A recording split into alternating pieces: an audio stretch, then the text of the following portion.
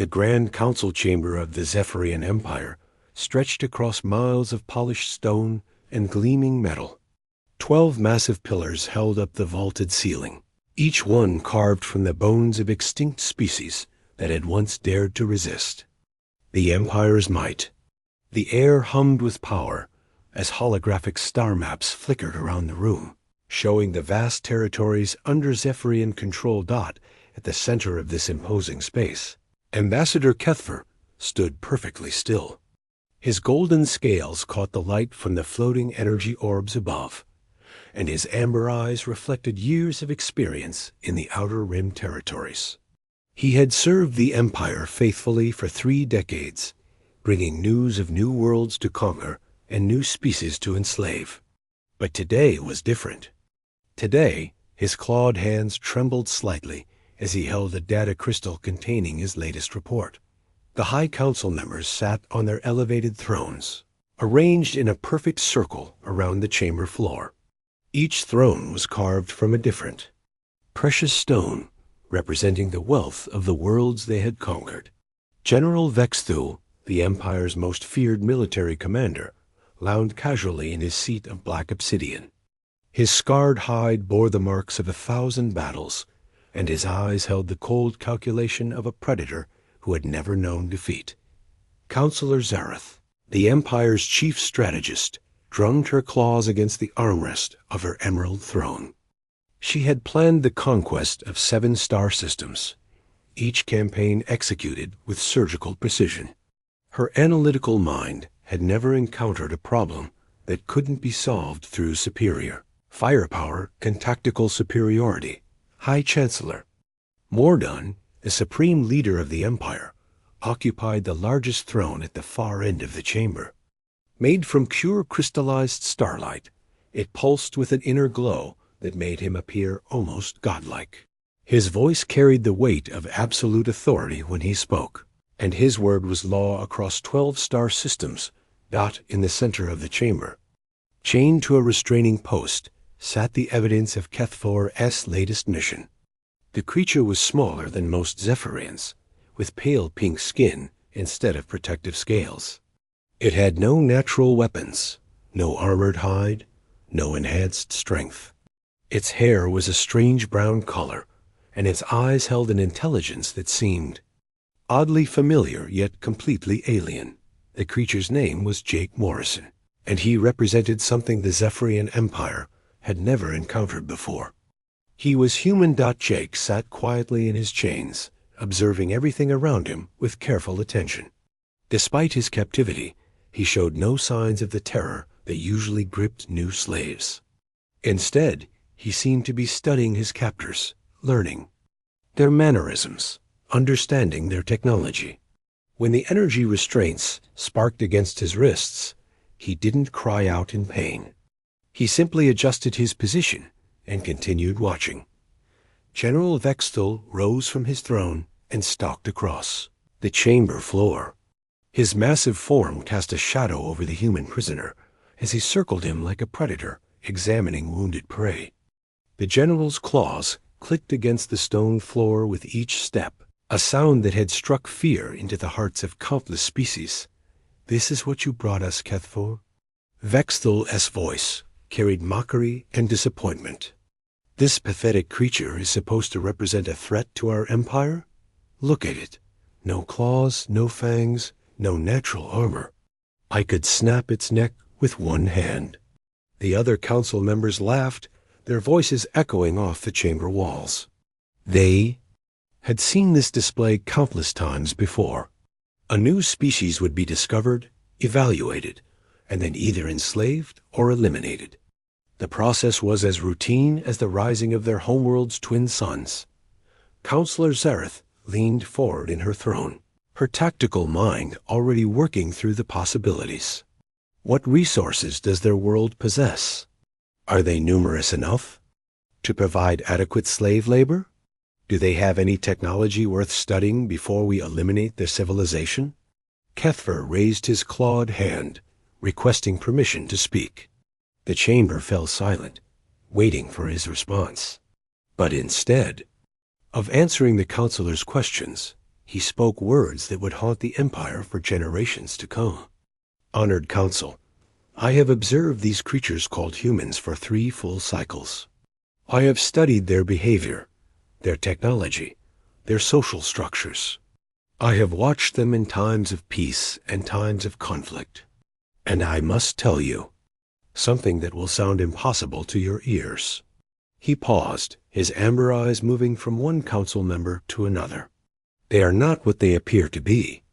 General Vexthal snorted in derision. Explain yourself, Ambassador. What could possibly be threatening about this weak specimen? I have conquered species with natural weapons that could cut through battle armor. I have enslaved beings who could survive in the vacuum of space. This creature looks like it would die if you removed it from its preferred atmospheric conditions. Kethver's voice grew steady and grave. That is exactly what makes them dangerous, General. They have no natural weapons, so they create them. They have no armored hide, so they build protection. They have no enhanced strength, so they use tools and machines to amplify their capabilities. But most importantly, they have something that no other species in our empire possesses. And what is that? High Chancellor Mordoon's voice carried impatience. He had conquered galaxies and enslaved entire civilizations. What could one small, weak species possibly possess that would concern him? Kethver looked directly at the Supreme Leader, his amber eyes reflecting absolute certainty. They refused to accept defeat. I have seen them face impossible odds and continue fighting. I have watched them sacrifice themselves for strangers. I have observed them turn the most desperate situations into victories through sheer determination and creativity. The chamber erupted in laughter once again. The idea that determination could overcome superior firepower was absurd to the Zephyrian mind. They had built their empire on the simple principle that might makes right, and they had never encountered a species that could challenge that philosophy. But Kethver wasn't finished. His next words cut through the laughter like a blade through. Silk, strike humanity, and your empire will crumble. Mark my words carefully, honored council. They are not prey. They are apex predators disguised as herbivores. They have been playing a game of survival for millions of years on a world that tried to kill them at every turn. They are the ultimate survivors, and we are about to make the greatest mistake in the history of our empire. The laughter died away, replaced by uncomfortable silence. No one had ever spoken to the High Council in such terms. No ambassador had ever dared to suggest that the mighty Zephyrian Empire could be threatened by any species, let alone one as apparently weak as humanity. General, Vexthal's eyes narrowed as he studied the human prisoner more carefully. Jake Morrison met his gaze without flinching, and for just a moment, the general saw something that made his blood run cold. Behind the human's calm exterior, behind the apparent weakness and vulnerability, there was something else. Something patient and calculating and utterly without fear. But the moment passed, and Vexthal's arrogance returned. Your warning is noted, Ambassador, but your concerns are groundless. No species has ever successfully resisted our empire once we have decided to conquer them. These humans will be no different. High Chancellor Mordoon rose from his crystalline throne, his decision made. The Council has heard your report, Kethvar. Your warning is recorded in the archives. However, we cannot allow fear of an unknown species to prevent us from expanding our empire. The humans will be conquered, enslaved, or eliminated according to our standard protocols. As the council members filed out of the chamber, Kethver remained standing beside the human prisoner. Jake Morrison looked up at him with those strange, intelligent eyes, and for the first time in his long career, the ambassador felt truly afraid. You understand our language, Kethver said quietly. It wasn't a question. Jake nodded slowly. I understand more than you know. The ambassador's golden scales seemed to dim in the chamber's fading light. Then you know what's coming. I know. You're making a mistake, Jake replied calmly. And I know my people will make you pay for it. As the guards led the human away, Kethver stood alone in the vast chamber, surrounded by the symbols of an empire that had never known defeat. Somehow, he knew that was about to change. 6 months before Ambassador Kethver stood before the High Council, Captain Lisa Rodriguez guided her exploration vessel through the dark space near Jupiter's largest moon. The New Horizon had been humanity's first deep space exploration ship, designed to search for signs of life beyond Earth's solar system. Lisa had spent 3 years commanding this mission, and her crew had become like family during their long journey through the void. Dr. Paul Mitchell sat at his workstation in the ice ship's science bay, monitoring the long-range sensors for any unusual readings. As the ship's xenobiologist, he had dreamed of this moment his entire career. The possibility of finding alien life had driven him through years of study and research. His equipment was designed to detect even the smallest signs of biological activity, and today it was showing readings that made his hands shake with excitement. "Captain, you need to see this," Paul called across the bridge. His voice carried a mixture of wonder and disbelief that made everyone stop what they were doing. Lisa moved to his station and looked at the sensor display. A large object was approaching from the direction of the outer planets, moving at speeds that no human technology could achieve. The ship's computer calculated its trajectory and determined it would reach their position within hours. "It's definitely artificial," Paul continued, his fingers dancing across the control panels. "The material composition doesn't match anything in our database. The energy signatures are unlike anything we've ever seen. Captain, I think we're about to make first contact." Commander Steve Walsh joined them at the science station. As the ship's second in command, he had been trained for this exact scenario, but no amount of preparation could have readied him for the reality of the moment. The protocols they had learned seemed inadequate when faced with the actual presence of alien intelligence. "All hands, this is the captain," Lisa announced over the ship's communication system. "We have detected what appears to be an alien vessel approaching our position. This is not a drill. All crew members report to your assigned first contact stations immediately." The bridge came alive with activity as the crew prepared for humanity's first meeting with extraterrestrial intelligence. Communications Officer Curran Davis worked frantically to establish contact protocols, while Navigator Tony Brooks calculated escape routes in case the encounter went badly. The alien ship appeared on their main screen an hour later, and the sight took everyone's breath away. The vessel was enormous, easily 10 times the size of the New Horizon, with a design that seemed to flow like liquid metal.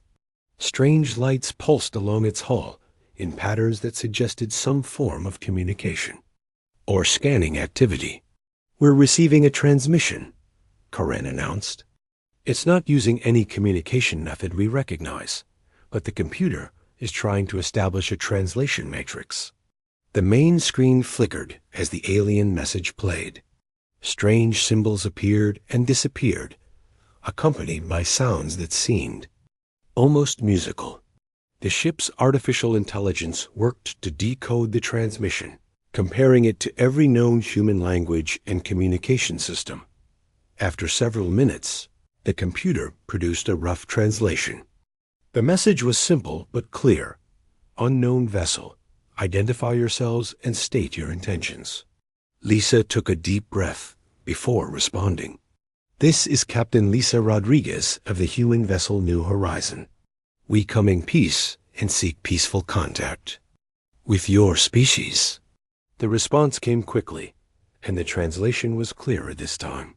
"You will prepare to receive our representatives. Do not attempt to flee or resist." Steve looked at the captain with concern. "That doesn't sound like a friendly greeting."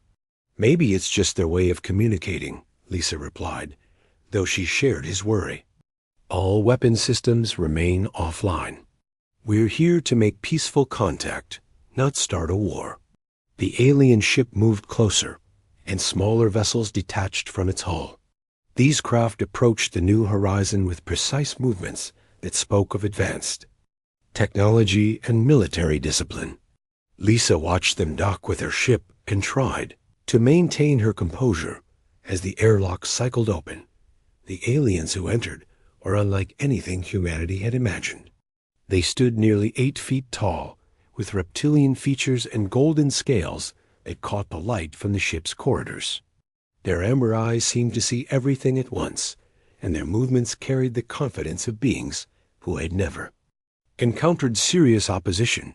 But the lead alien stepped forward and spoke in accented but understandable English. "I am Scout Commander Kethfor of the Zephyrian Empire. You will surrender your vessel and prepare to be taken for evaluation." Lisa stood her ground despite the fear that gripped her crew. "We cannot surrender our ship. We came here peacefully and wish to establish diplomatic relations between our peoples." Kethfor tilted his head as if considering her words. "Your intentions are irrelevant. You have entered space claimed by the Zephyrian Empire. Your species will be evaluated for usefulness to our civilization."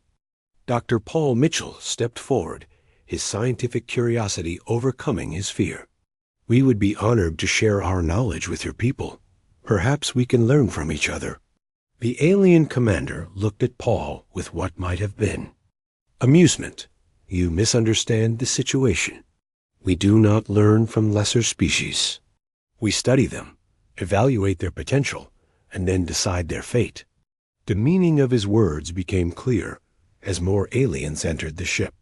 They moved with military precision, securing key areas and disabling the New Horizon systems. Lisa realized too late that this was not a peaceful first contact, but a military operation. "You're making a mistake," Steve said, his hand moving instinctively toward his sidearm. "We're not your enemies." Kethfor's eyes focused on the weapon at Steve's side. "You carry instruments of violence, yet speak of peace. Your species is contradictory and confusing. This is why evaluation is necessary." The aliens began selecting crew members for transport to their ship. They seemed to choose based on criteria that made no sense to the humans. Paul was selected for his scientific knowledge, Karen for her communication skills, and Steve for his leadership qualities. Lisa watched helplessly as her crew was taken away. What will happen to them? They will be studied, Kethfor replied. Their biological and psychological characteristics will be analyzed. If your species proves useful, they will be preserved as breeding stock. If not, they will be eliminated along with the rest of your kind. The casual way he spoke of genocide chilled Lisa to the bone. You can't just decide to eliminate an entire species. We have done so 47 times in the past century, Kethfor said matter-of-factly. Your species appears weak and divided. Your technology is primitive. Your bodies are fragile. You have no natural weapons or defenses. Logic suggests you have little value except possibly as manual laborers. As the aliens prepared to leave, Kethfor paused at the airlock. Something about the humans puzzled him. Despite their obvious fear, none of them had begged for mercy or offered to betray their own kind.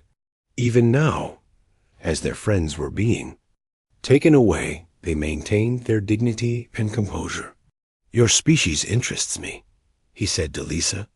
You show no signs of submission despite your obvious inferiority. This is unusual behavior for a prey species. Lisa met his gaze steadily. We're not prey. Kethfor's amber eyes narrowed slightly. All species are prey to the Zephyrian Empire. You will learn this truth soon enough. The aliens departed, taking their prisoners and leaving the New Horizon crippled in space. Lisa and her remaining crew worked frantically to repair their communication systems and send a warning to Earth. The message they transmitted would change the course of human history. Meanwhile, aboard the Zephyrian scout ship, the captured humans were placed in holding cells for transport to the Empire's research facilities. Steve, Paul, and Karen found themselves in a situation no human had ever faced before. They were specimens in an alien zoo, representatives of a species that had just been marked for conquest or extinction. But as they traveled through the darkness of space toward an uncertain fate, none of them realized they were carrying something the Zephyrian Empire had never encountered before.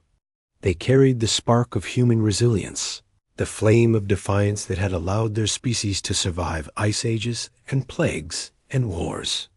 They carried the one thing that could bring down an empire built on the assumption that might makes right. They carried hope. The morning sun cast long shadows across the launch pads at Houston Space Command as Admiral Tyler Brooks watched the final preparations for humanity's orbital defense grid. 6 months had passed since the New Horizons' desperate transmission reached Earth, and the world had changed in ways that would have been impossible to imagine before first contact. The message from Captain Lisa Rodriguez had been brief but terrifying. Alien contact established. Hostile intentions confirmed. They have our people. Prepare for invasion. President Helen Carter had declared a global emergency within hours of receiving the transmission. Every nation on Earth had contributed resources to the largest military build-up in human history. The orbital defense platforms that Tyler now commanded represented the combined technological might of every country on the planet. Admiral, we're receiving long-range sensor readings, reported Lieutenant Commander Rick Taylor from the primary command station. Multiple contacts approaching from the outer system. The computer estimates 300 vessels. Tyler felt his stomach drop. The defense grid consisted of 12 orbital platforms and 47 armed vessels. Earth's entire space military force was outnumbered by more than 6 to 1. The aliens had brought overwhelming firepower to what they clearly expected to be a simple conquest. All stations, this is Admiral Brooks, Tyler announced over the fleet communication system. The enemy fleet has been detected. All crews to battle stations. This is not a drill. The massive alien fleet materialized on the main display screen, like a nightmare made real. The ships were enormous, each one larger than anything humanity had ever built. Their hulls gleamed with alien metals, and strange energy patterns flickered across their surfaces. They moved in perfect formation, showing the discipline of a military force that had never known defeat. Captain Nina Rodriguez, sister of the lost explorer, commanded the defense cruiser Terra Nova from a position near the moon. She had volunteered for this mission the moment she learned of her sister's fate. Her crew was composed entirely of volunteers, men and women who had chosen to stand between Earth and the alien invasion force. They're broadcasting a message, reported Communications Officer Dave Wilson from the main command center. The translation is coming through clearly. The alien transmission appeared on screens across the defense grid. The face that appeared was reptilian and golden-scaled, with amber eyes that radiated confidence and contempt. The creature's voice carried the authority of absolute power. I am Fleet Admiral Zeke Thull of the Zephyrian Empire. Your species has been evaluated and found suitable for servitude. You will surrender all military forces and prepare your population for processing. You have 1 rotation of your planet to comply with this demand. President Carter's response was broadcast from the White House Situation Room. Her voice carried the determination of a leader who had no intention of surrendering her people to slavery. This is President Helen Carter of Earth. We reject your demands completely. We will not surrender our freedom or our people. If you want our world, you'll have to take it. The alien commander's expression didn't change, but something flickered in his amber eyes that might have been surprise. Your refusal is noted and irrelevant. Conquest will begin immediately. The first wave of alien fighters swept toward the orbital platforms like a swarm of metallic insects. Their weapons fired beams of energy that cut through the vacuum of space. With deadly precision, Tyler watched as the defensive grid engaged the enemy with everything they had. The battle was unlike anything in human military history. The aliens fought with technological superiority and overwhelming numbers, but the humans fought with something the invaders had never encountered before. They fought with desperate creativity and absolute refusal to accept defeat. Engineer Ray Palmer, working from the Asteroid Mining Station series, had spent weeks converting industrial equipment into weapons of war. His mining lasers became ship-killing energy beams, and his ore processing systems became ammunition factories. When the alien fleet moved to eliminate the mining stations, they found themselves facing weaponized asteroids hurled at relativistic speeds. "They're adapting faster than our projections indicated," reported Fleet Admiral Zek Thul to his command staff. "These humans are using their civilian infrastructure as military assets." On Earth's surface, the preparations were equally desperate and innovative. Farmer Joe Martinez had converted his crop dusters into chemical weapons delivery systems. His knowledge of agricultural pesticides had created atmospheric toxins that could disable alien landing craft. When the first wave of invasion forces touched down in his fields, they found themselves facing clouds of corrosive vapor that ate through their armor. Teacher Amy Watson had organized her students into a communication network that spanned the globe. Children as young as 10 years old were serving as spotters and messengers, relaying information about alien movements faster than any military communication system. The invaders found themselves constantly monitored by an enemy they couldn't locate or eliminate. Retired Colonel Greg Thompson had come out of retirement to lead civilian resistance groups.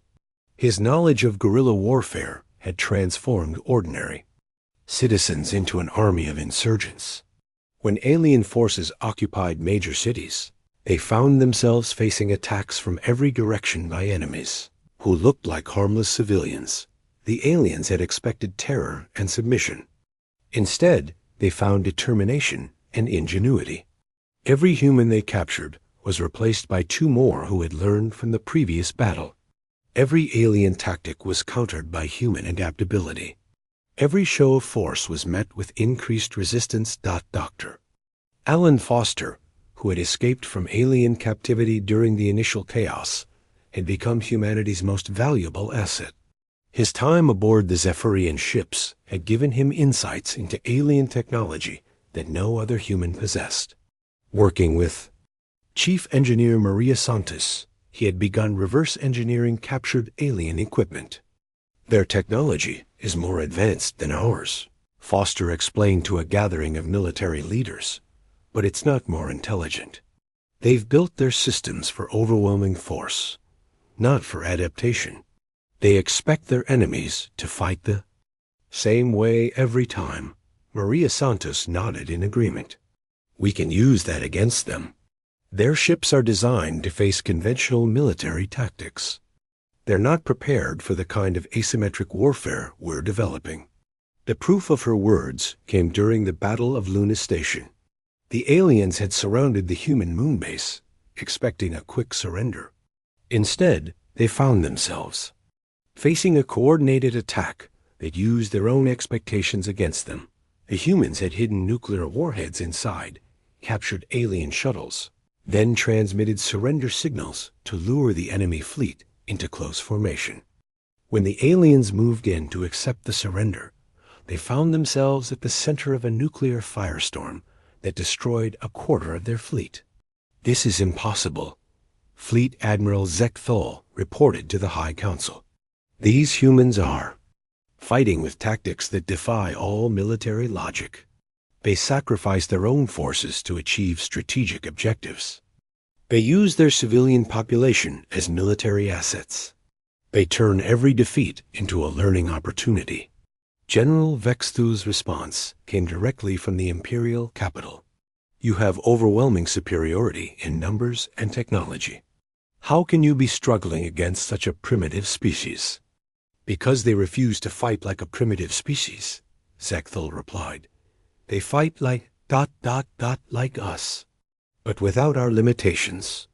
The turning point came when Captain Nina Rodriguez led a desperate assault on the alien command ship. Her plan was suicidal by any conventional standard, but it succeeded because the aliens couldn't comprehend an attack that guaranteed the attacker's death. Her ship rammed the alien flagship at full speed, destroying both vessels, but taking out the enemies. Command structure. The alien fleet, suddenly leaderless, began to falter in their coordinated attacks. "They're retreating," reported Admiral Brooks from the Orbital Command Center. "The alien fleet is withdrawing to the outer system." But the humans had learned something crucial during the battle. They had captured alien technology, studied alien tactics, and most importantly, they had proven that the mighty Zephyrian Empire could be defeated. President Carter addressed the world from the ruins of the White House, which had been damaged during the alien bombardment. "We have won our first victory, but this is only the beginning. They will return with greater numbers and new tactics. We must be ready." The captured alien prisoners were brought to secret facilities for interrogation. For the first time in their history, Zephyrian soldiers found themselves in the position of defeated enemies. The experience was so alien to them that many suffered psychological breakdowns. Intelligence Officer Dan Clark, who had been tasked with questioning the prisoners, made a discovery that would change everything. "They're not just a military force," he reported. "They're an empire built on the fear of military force. Their entire civilization is based on the idea that they can't be defeated. And now they know they can be," President Carter replied, "which means their entire empire is vulnerable." The alien retreat gave humanity time to prepare for the next phase of the war. But it also gave them something even more valuable: proof that the impossible was possible. The Zephyrian Empire, WIC. 6 months after the failed invasion of Earth, the Zephyrian military depot at Kepler 442b had become a fortress of desperate activity. Admiral Zekthal paced the command center like a caged predator, his golden scales dulled by stress and lack of sleep. The reports flooding in from across the Empire painted a picture that would have been impossible to imagine just 1 year earlier. "Another rebellion on Proxima Station," reported his aide, a young officer whose amber eyes held the hollow look of someone who had seen too many defeats.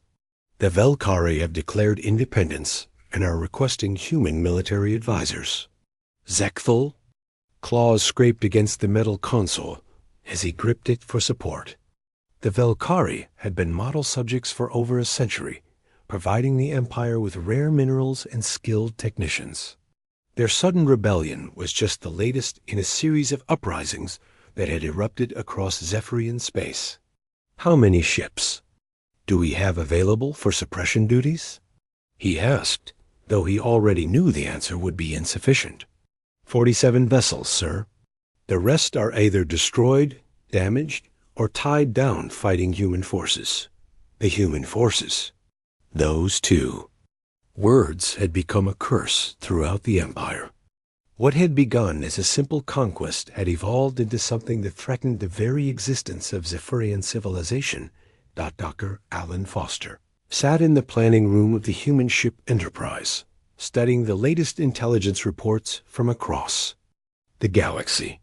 The vessel had been built using a combination of human engineering and captured alien technology, creating something that was somehow more efficient than either system alone. "They're spread too thin," he explained to the assembled military leaders. The Zephyrians built their empire on the assumption that they would never face simultaneous rebellions. Their military doctrine is based on overwhelming force applied to single targets. Captain Nina Rodriguez, now commanding the human fleet's newest vessels, studied the tactical display with satisfaction. Her sister Lisa had been rescued during the liberation of the prison world Tartarus, and the sisters now worked together to coordinate humanity's expanding military operations. "The intelligence from Commander Walsh confirms what we suspected," Nina continued.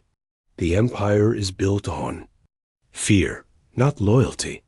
Once their subject species see that the Zephyrians can be defeated, they start fighting back.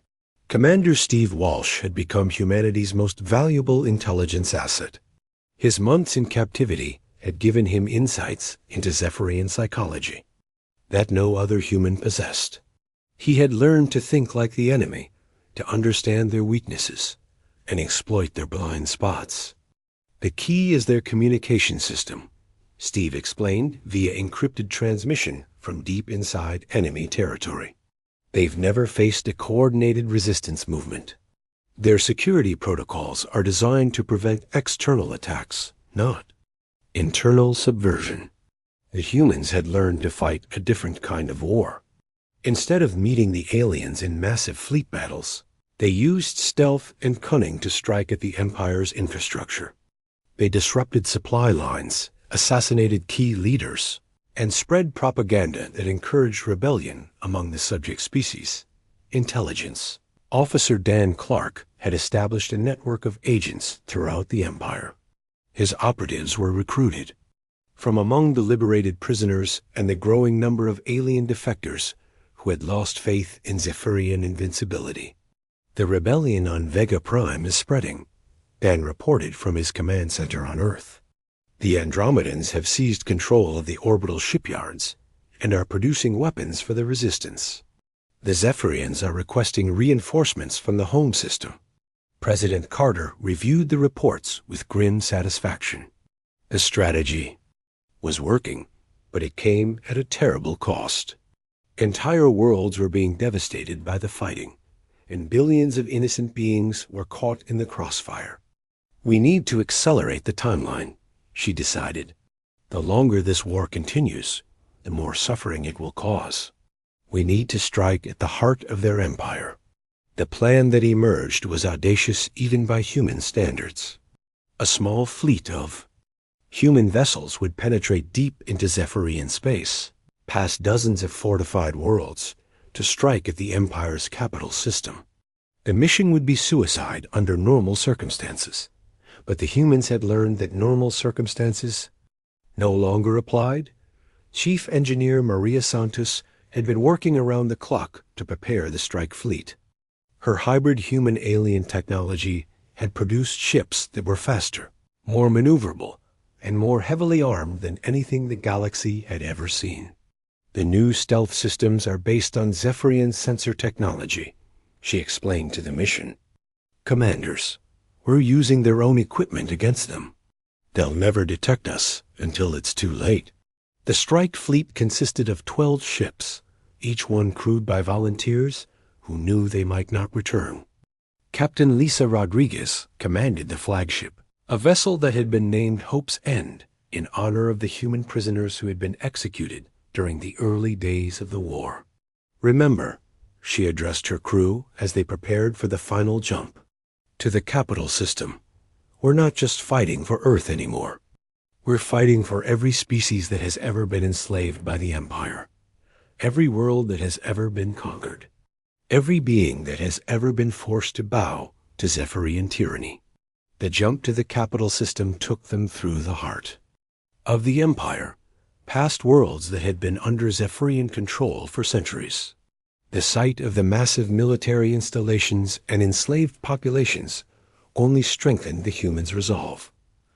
Ambassador Kethver, now serving as a liaison between the Resistance and the human forces, watched the strike fleet approach from his position aboard a captured Zephyrian vessel. His amber eyes reflected the destruction of everything he had once believed in. The capital fleet is the largest in the Empire, he warned Lisa during their final communication. Over 200 vessels guard the home system. Even with your advanced technology, the odds are impossible. Lisa's response carried the quiet confidence that had become the hallmark of human military leadership. We've been beating impossible odds for the past year. Why should today be different? The attack began at dawn on the capital world, timed to coincide with simultaneous strikes by resistance forces across the Empire. The humans didn't attack the military installations directly. Instead, they targeted the communication networks, the supply depots, and the administrative centers that kept the Empire functioning.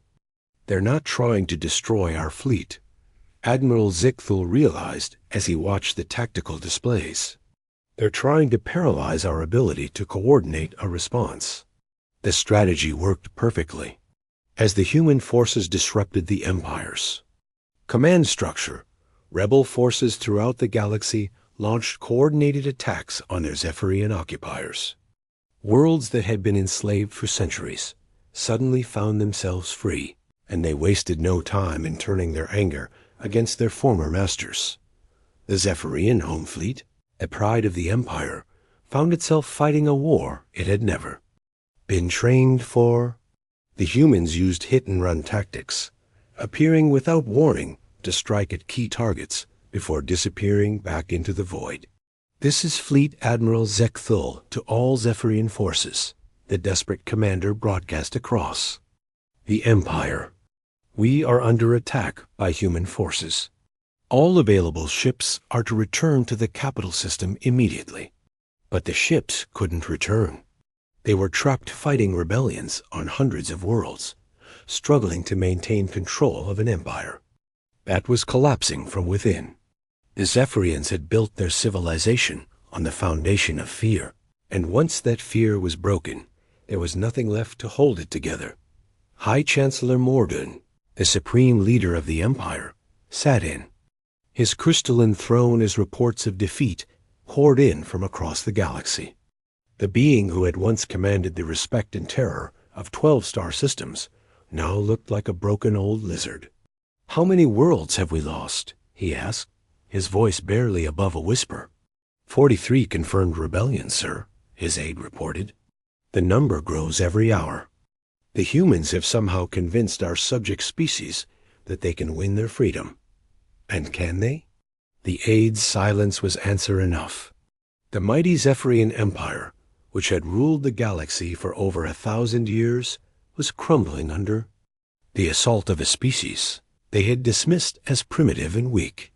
The final blow came when the human strike fleet penetrated the capital system's defenses and began broadcasting a message to every world in the Empire. The transmission was simple, but devastating. "The Zephyrian Empire is finished. All enslaved species are free. We are here to help you claim your liberty." The response was immediate and overwhelming. Across the galaxy, billions of beings who had lived their entire lives under Zephyrian rule suddenly realized that their oppressors were not invincible. The empire that had seemed eternal began to collapse under the weight of its own contradictions. Captain Lisa Rodriguez watched from the Bridge of Hopes, and as the greatest empire in galactic history dissolved into chaos. The humans had done more than win a war. They had fundamentally changed the nature of power in the galaxy. "Signal from Earth," reported her communications officer. "President Carter wants to know if we've secured the capital system." Lisa looked at the tactical display showing the scattered remnants of the Zephyrian fleet. "Tell her the Empire is finished. The galaxy is free. The war was over, but the real work." 2 years after the fall of the Zephyrian Empire, the galaxy looked nothing like it had before humanity's arrival. The Grand Council chambers that had once echoed with the commands of imperial overlords now hosted diplomatic meetings between dozens of formerly enslaved species. The transformation had been so complete that many beings could barely remember what life had been like under alien rule. Ambassador Kethfer walked through the corridors of Freedom Station, the massive orbital facility that had become the center of the new galactic government. His golden scales had regained their luster, and his amber eyes held something they had never possessed during his years of imperial service: hope. The station itself was a marvel of cooperative engineering. Human technology had been combined with the best innovations from dozens of species to create something that surpassed anything the Empire had ever built. The corridors buzzed with activity as beings from across the galaxy worked together to build a new civilization. "The morning session will begin in 10 minutes," announced the station's artificial intelligence. speaking in a dozen languages simultaneously.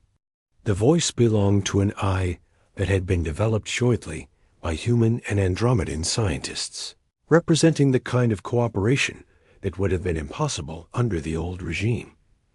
President Helen Carter sat in the human diplomatic section, reviewing the agenda for the day's meetings. The formation of the Terran Federation had been a complex process, requiring negotiations with over 60 different species. Each world had its own customs, its own needs, and its own fears about joining a galactic government. The Velkari representatives are concerned about military obligations, reported Secretary of State Janet Collins. They've been pacifists for centuries and don't want to be forced into conflicts. That's exactly why we need the voluntary participation clause, Carter replied. The Federation only works if every member chooses to be part of it. We learned that lesson from watching the Empire collapse.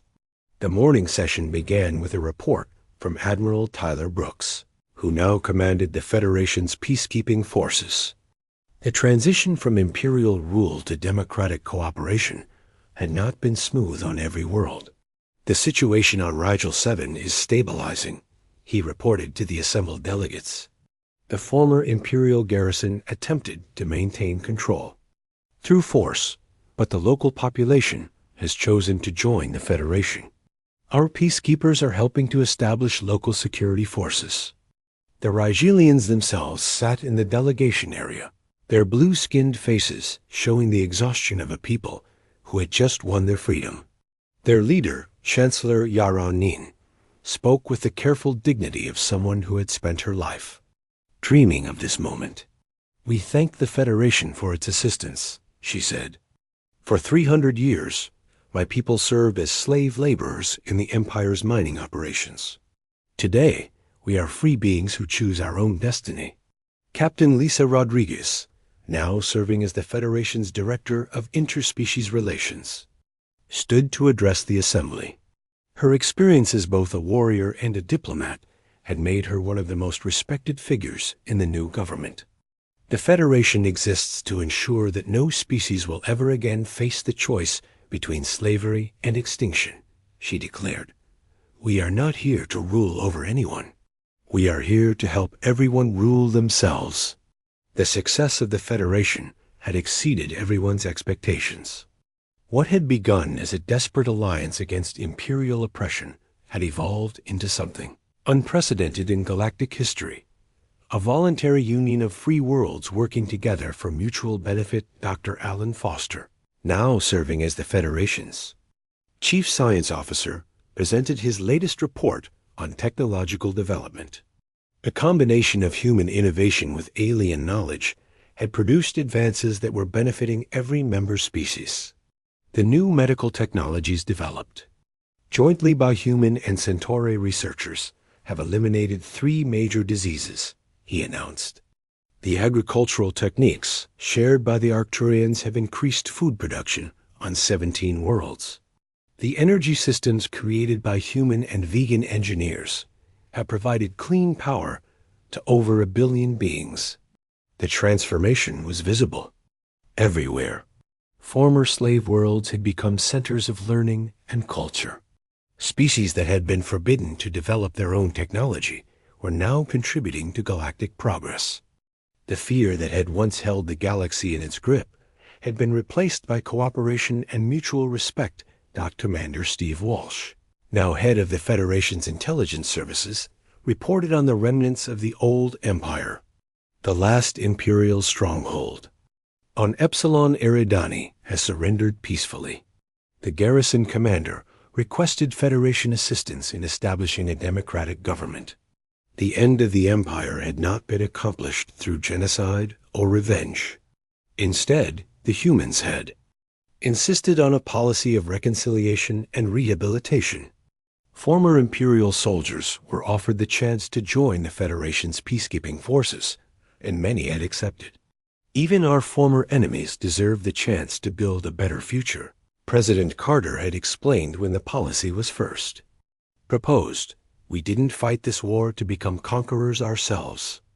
The wisdom of that decision was evident in the transformation of beings like Admiral Zeke Thill, the former Imperial commander who now served as a Federation military advisor.